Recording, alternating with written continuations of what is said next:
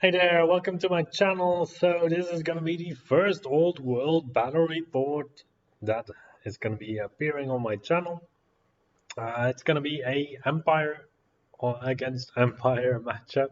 I'm so used to the 9th names by now. I nearly mispronounced Empire.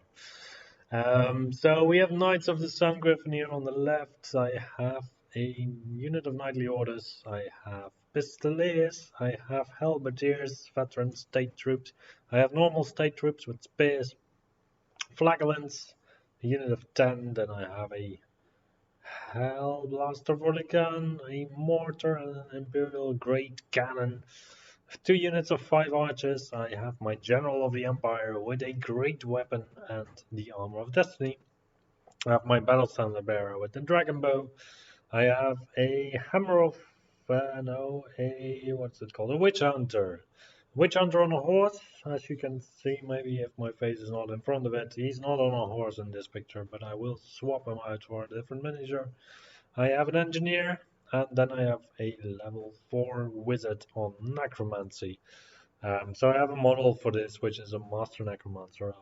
I'll tell you the story a bit later in a different picture. I was facing off against a friend who has a lovely Empire army based off Dogs of War miniatures. So he has Sisters of Battle as his flaglants. He has a group of halflings as his Empire archers. He has a Hellblaster volley he has Leopold Leopard Company. I'm just gonna be guessing these names. Volant Venators, the Empire Knights. Then he has a Halfling Outbot. I know that one. He has the lost. No, he has the Alcatani Fellowship with Lorenzo Lupo, which is basically just state troops with spears. He has an Empire Marshal on a Griffin, and then yeah, here's a nice picture of my Empire Wizard.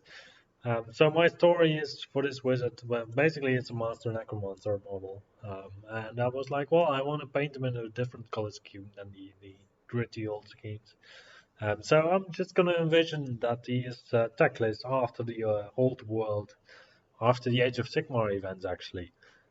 So this is techless after Age of Sigmar. He's a bit worn down and a bit less motivated than the very prancy and very impressive techless. But he's a very good wizard, so that's something he has got going for him. Otherwise, any models that we haven't seen, we have some pistoliers for my opponent. Um, this is my battle line with my stuff. Anything else? No, I guess that's mostly it. Model-wise, that's the half pot. It's so cute. It's so small. Yeah, that's a decent overview of the game. So for the rest of the game, I'll go to my time lapse. So let's get into the battle. We are alternating our deployment. So you can see that I'm on the bottom and my opponent is on the top here. We both have quite similar armies, so I can go through what I have here on the left side of the board. I have my characters. So I have a general of the Empire with just some armor and nothing special really. I have a BSB with the dragon bow. I was quite curious to see how that one worked. Then I had a witch hunter on a horse. I don't have the model on the horse here, but it's going to be swapped out for a model on the horse. I forgot I had a horse for them. Engineer and the wizard. And my wizard is tactless after the old world, after the Age of Sigmar events has happened. So you can see him later and you can judge whether it's a good version of tactless or not. Then I have some scouting archers. I have here on the left some pistoliers, hellblaster for the gun, the engineer, my state troops with the general, knights of the sun griffin, some flagellants, Empire Archers with the BSB, then I have another unit of state troops. I think these are the veterans with my beloved Teclis, and then I have my knightly orders with the Witch Hunter. My opponent had quite a similar loadout. Here's still some archers of mine who are scouting. He had some electoral cavalry, some veteran state troops, normal state troops, Hellblaster as well, Empire Archers as well. And these were his flagellants in the top. Then he had some spearmen, Elector Count on a griffin, not the Imperial griffin, but just the normal griffin. More archers, knights, and also some pistoliers. So as you can see, we had quite similar armies. We didn't really pair into this or prepare to have very similar armies, but it just happened to be. So yeah, my opponent has first turn. He is carefully moving up. This is his first game. This is his first time that he sees the rules even for the game. So we are just figuring out some stuff. Maybe some of the moves during the entire game are not going to be quite valid moves. That could be happening this game. I have no clue. And then we get to start on the shooting. My opponent also still had a halfling hotpot cannon hidden behind the lake on the top, and I still had some artillery off the field. Mostly behind the Knights of the Sun Griffin, I had a mortar and a cannon as well. So we were also during the game guessing some ranges just to get back that old Warhammer 6th edition spirit. But otherwise, we were just playing the game. So I did lose already 2 guys on my cavalry on the right. I was quite impressed with how bad 3+ armor saves are. Because these guys have heavy armor, they have a shield, and they have a mount with barding. Which gets them to a 3 armor save, whereas in 9th Age or in older versions of Warhammer you would also get a +1 armor save for being mounted, and these guys would have full plate armor, taking them to a 1 armor save. And now, yeah, the AP of the pistols is it's just incredible against these guys now.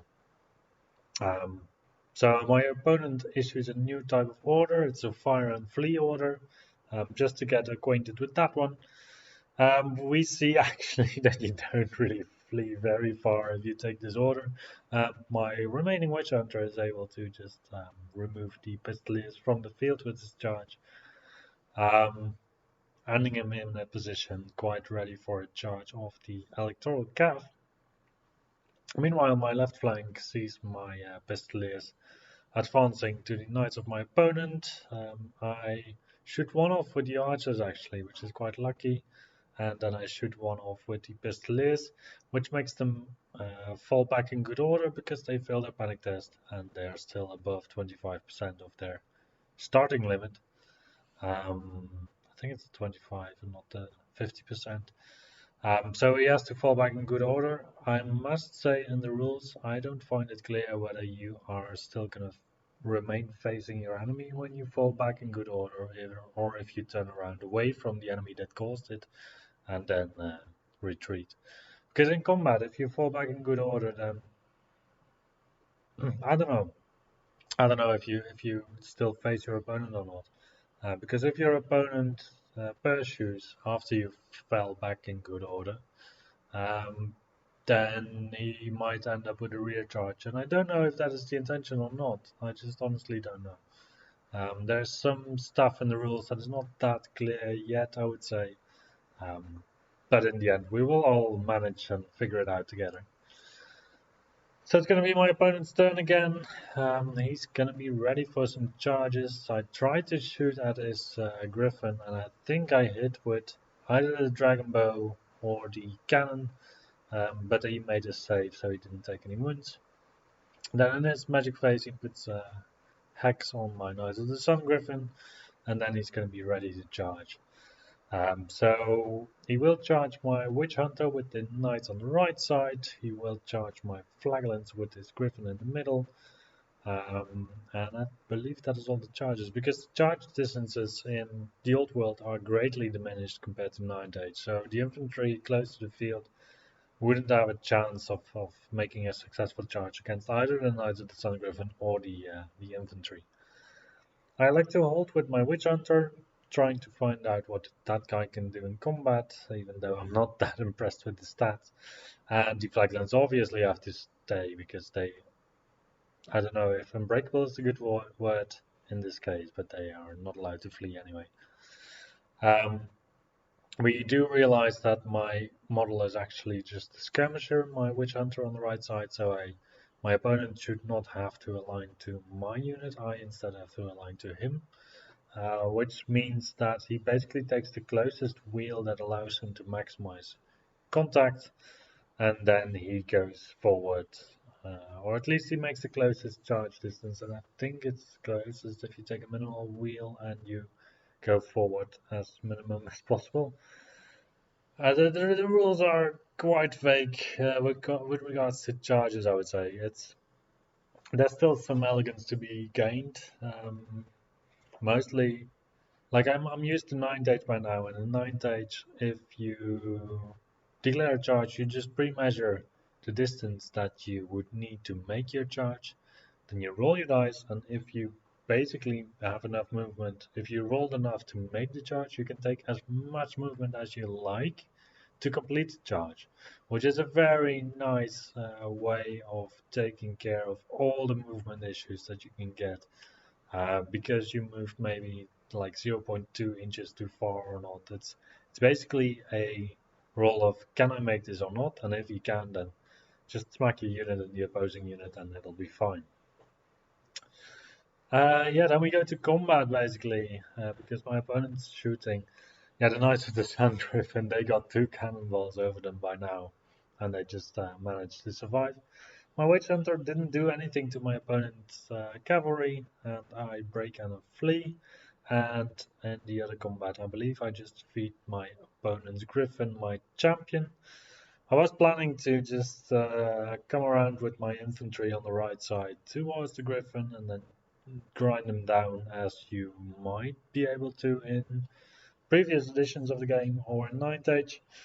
But now with this edition, basically every combat ends after 1 round of combat, and the winner can decide whether he wants to continue or not. Because you can either pursue and come into the same combat again 2 inches further up, or maybe a couple of inches more further up. Or you can decide to just break off and just go somewhere else. So my turn, I take the charges that I think are positive for me, which is basically only the Knights of the Sun Griffin against his infantry. We realize that it is a disadvantage charge, disordered charge. So instead of taking the maximum of my dice, I have to take the minimum of my dice because I'm going through terrain, and because of that, I actually prefer to charge the archers instead of the infantry that's a bit further away. Because it's a very harsh effect. So if you roll 2d6 and you take the highest, then usually you end up with at least a 4. If you take the 2d6 and you take the lowest, then it's going to be at least a 3. With lowest, if you have a 1 or a 2, it's going to be a 1 or a 2.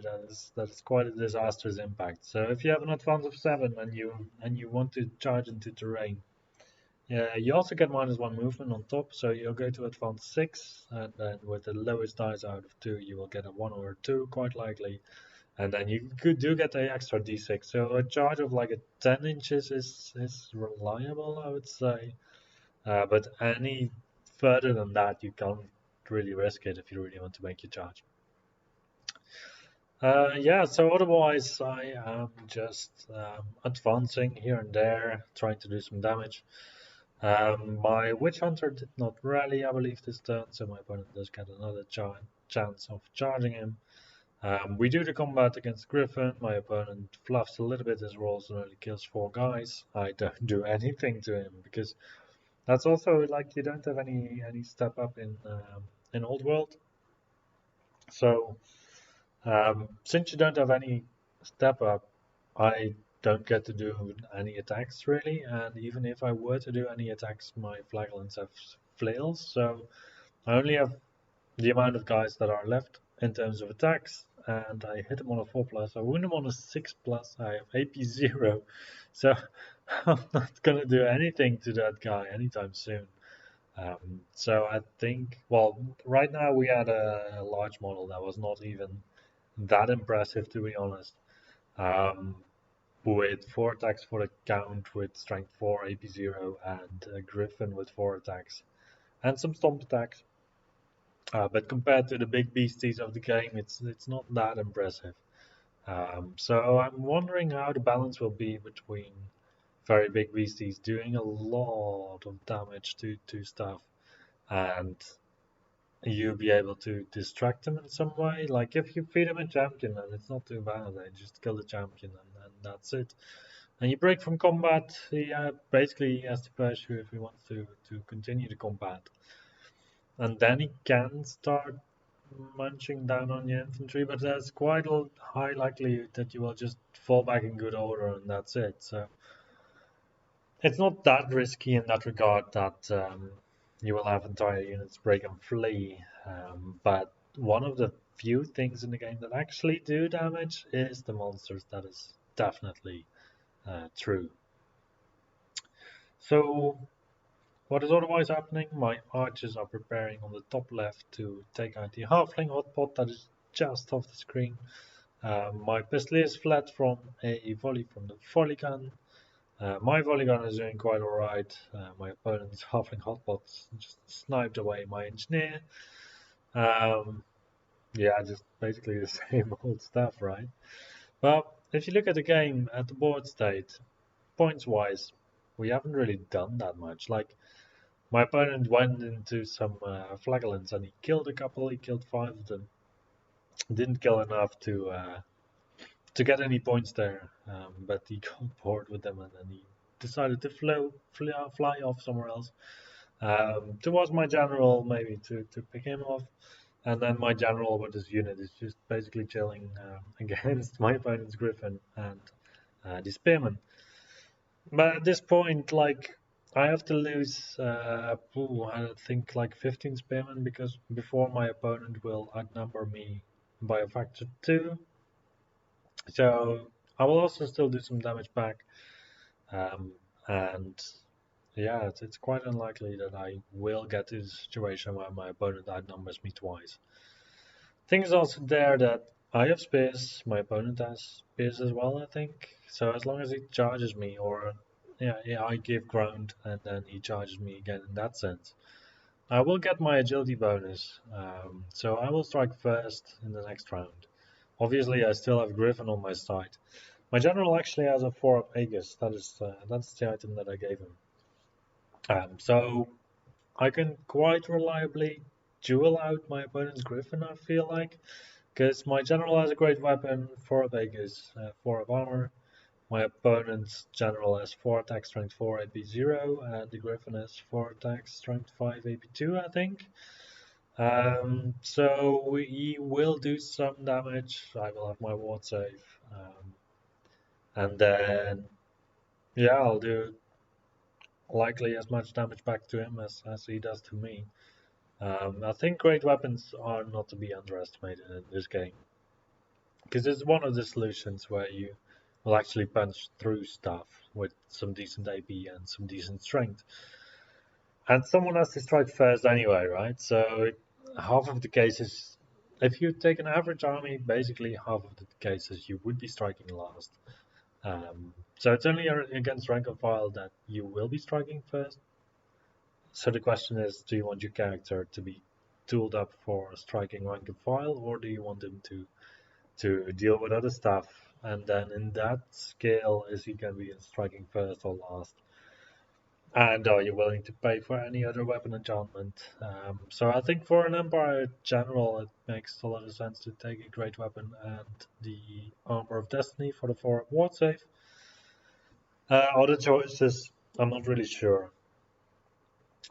One thing that we also played is that, well, basically it's on the right side of the screen. You can see that my Witch Hunter, he's all the way over here, which I found quite interesting because, so he was fleeing and then I rallied at some point and we were looking at rallying rules, but there's no mention whatsoever that you cannot move in the turn that you rally. So it also doesn't state that you can't march. The things that you get is you get a free reform and you count as having moved in the shooting phase. And in previous editions of Warhammer, you would not be able to move at all in the movement phase except for that free reform. Nowadays, there's no limitation mentioned, so I don't know if it's an oversight or if it's really meant to be as fluid as it is. But if it is as fluid as it is, then all of the armies that are capable of fleeing are going to be really, really mobile. Because you basically can go anywhere um, after you have rallied, because you get a free reform, so you can just decide which direction you want to go, and then you get to move. Because well, the reform is free, right? So it doesn't count towards anything, is my understanding. Knights of the Sun Griffin seem very, very good in the meta because well, they have resilience 4, they have a 2-up armor save, and they still strike with like 12 attack, strength 4 and 5, which is incredible in this game. It seems to be a unit that you can't really beat um, unless you brought a specific tool to deal with them. So yeah, I'm looking forward to bringing a lot of giant and ogre blades and dragon slaying sword and all that kind of stuff, just to help your list deal with stuff like this. Then we go to the combat on the bottom left. So basically, me and my opponent have been grinding each other down for ages now. And we got to the point where the flagellants could do a counter charge onto the side of my opponent's infantry. And on the charge, they get an extra attack. So once they charge, once they actually get a favorable situation for them, they perform quite well. Like they have 2 attacks on the charge each, they have strength 5, they hit on a 4+, but that is quite okay. So they do enough damage to completely annihilate my opponent's spearman unit combined with my spears, and in that sense, I do get sufficient combat resolution um, to win the combat quite heftily. And at this point, I do outnumber my opponent by more than twice, so he will not give ground. He will break and flee if he doesn't roll any outcome that is within his discipline or leadership with the modifier, so he needs a double one basically to stick. He doesn't, he gets away with the Swift Stride Griffin and also with the other character. And basically this is where we call the game. Can go to the end of the game. Yeah, so I don't know actually if we played 6 turns or not. But yeah, if you look at the current state of the game, my Pestilius, it doesn't really matter if they die or not. My archers mopped up my opponent's cannon. Hellblaster is likely going to survive mine as well. The Knights of the Sun Griffin are going to survive. The Griffin's going to survive. My infantry is going to survive. My opponent's infantry is going to survive. Quite likely.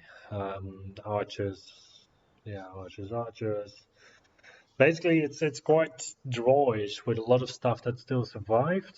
And that is the general feel that we both had at the end of the game, that it's quite difficult to just take a unit out. Everything is so incredibly grindy that you really need tools to delete units from the game. Anyway, that is going to be our first thought about Warhammer the Old World. I hope you enjoyed this battle report, and I will see you then next time.